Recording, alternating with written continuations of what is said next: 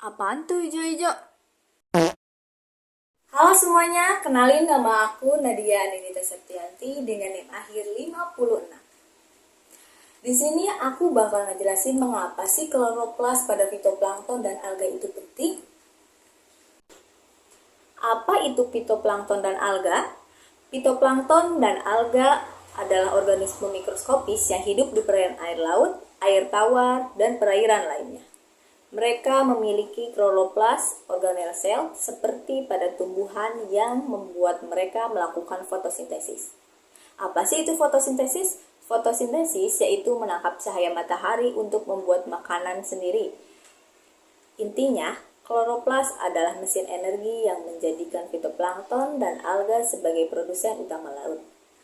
Meski kecil dan sering tak terlihat, mereka adalah pabrik makanan di laut.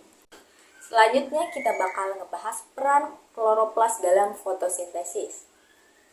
Di dalam kloroplas yang terdapat pigmen seperti klorofil yang menyerap cahaya matahari.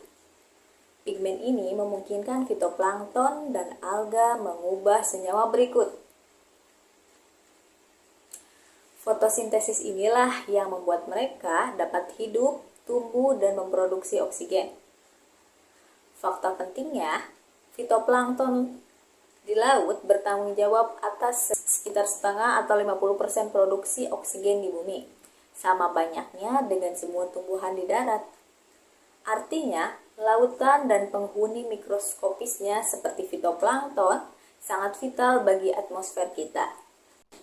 Fitoplankton dan alga sebagai produsen primer dan dasar rantai makanan laut. Karena mereka dapat membuat makanan sendiri melalui fotosintesis, plankton dan alga disebut produsen primer di ekosistem laut. Mereka berada di dasar rantai makanan laut. Artinya banyak organisme laut bergantung pada mereka.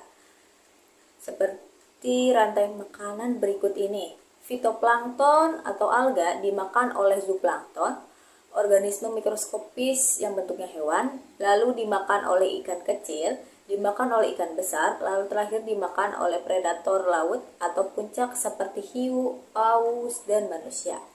Singkatnya, tanpa fitoplankton tidak ada bahan bakar energi untuk sebagian besar kehidupan laut.